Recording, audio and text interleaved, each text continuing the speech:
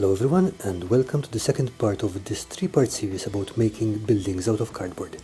In the previous video, we built the ground floor of this building inspired by old Warhammer artwork. You can find the link in the description below. In this video, we will be adding a first floor, crafted to look like a half-timber structure.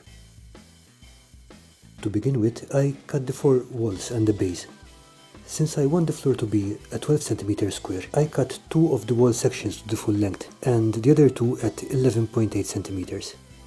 Since the card I am using is 1 mm thick, when I glue the short pieces to the side of the long pieces, the result will be a square with 12 cm on each side. All the walls are 2.5 inches tall. I also marked out the rough position of the horizontal timbers, but you should easily be able to freehand this. The only critically important markings are the ones at the edges, 5 mm from each side on the long pieces and 4 mm wide on the short pieces. This means that all the horizontal timbers will need to be exactly 11 cm long, and that once I glue the corner pieces, those will be 5 mm each. This means that everything should come together nicely when it is assembled. You might also notice that the sides are marked L and S for long and short. This is useful as there is only a 2 mm difference between the two, so these marks help me tell them apart at a glance. It's useful when you're gluing up. I want the base to be nested inside the walls, so I cut that to 11.8 cm. I also drew a lot of vaguely vertical lines on another piece of card and cut that into strips, 5 mm wide. These will be our timbers. Like I did with the stonework in the previous video, I used a bit of pressure to leave an impression on the card. Next, I cut out some windows in the walls and started to glue in the horizontal piece at the top of each wall. I made sure this was dead on so that I could use it as a reference, then added some vertical pieces. Although measuring and cutting each piece takes a little time, it helps me avoid the kind of error creep I get if I try to pre-measure and cut everything.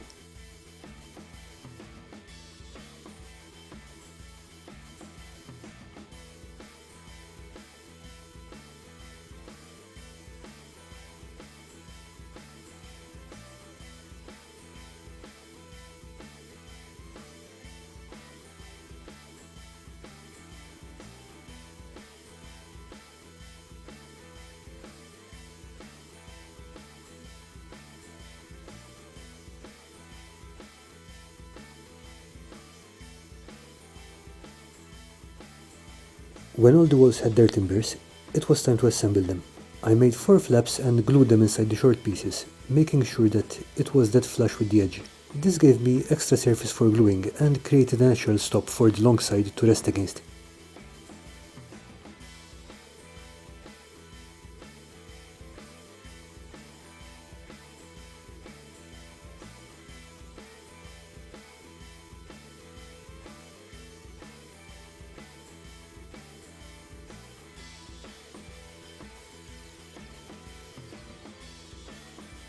This time I didn't use tape, just keeping the parts pressed together for some time. PVA glue works very quickly on cardboard, so it's no big deal.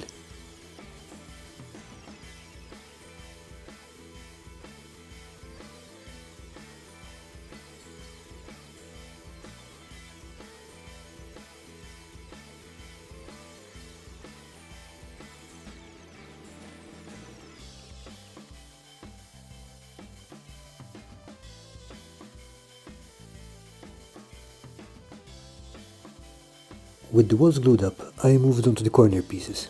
I cut a white strip of cardboard and marked the center line and 5 mm from the center, on either side, then transferred them to the back. I textured the face and then made a shallow cut along the center line in the back. To get them to fold more easily, I ran a pen along the center, creating a nice V-shaped groove.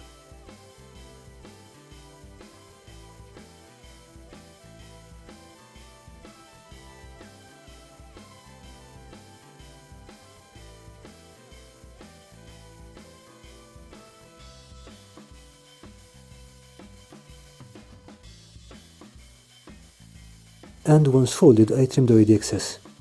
This is a lot easier than trying to fold a 1 cm wide part, and I also have to thank fellow tabletop crafter and all-around nice guy, Jens Petter Jensen, for the tip about the pen.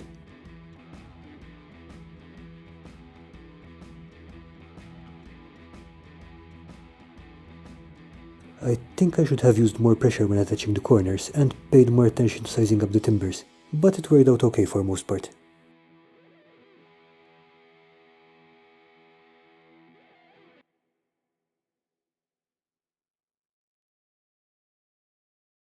Once all the corner pieces were in place, I added some decoration to the bottom of the base. This will mostly be hidden, so you can skip this if you like. In either case, the base was glued on in the same way as the walls.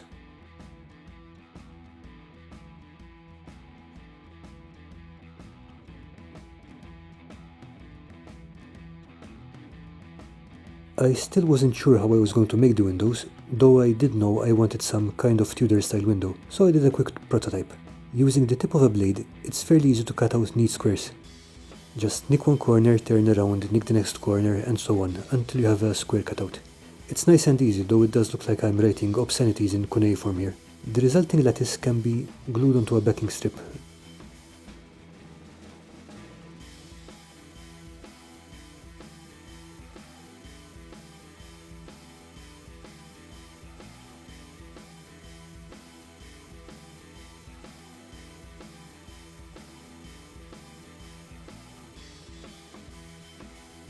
Once I got the hang of this, I made a small template and proceeded to make 8 windows, which I then glued onto the walls. And then it was painting time.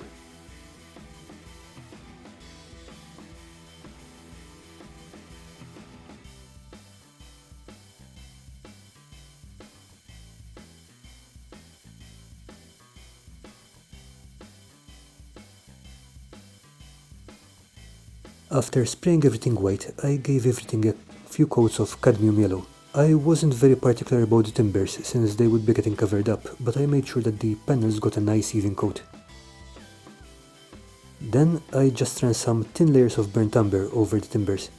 I was trying an approximation of the scheme used by Jeremy over at Black Magic Crafts, and I like it. To make the panels look more interesting, I splashed some red ochre around their edges. And using a clean, slightly damp brush, I swapped away at the paint while it was still wet, and feathered it in. It's kind of like wet blending, but only the second layer is wet.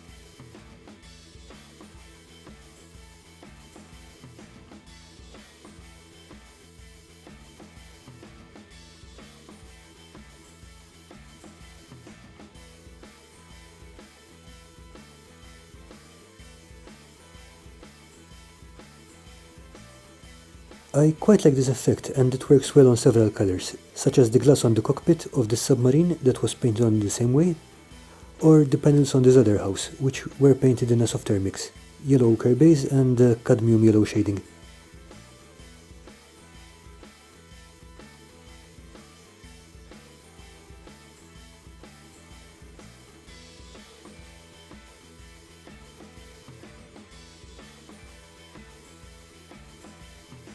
Once all the panels were done, I started to clean off the edges of the timbers, carefully dropping a line of burnt umber on each.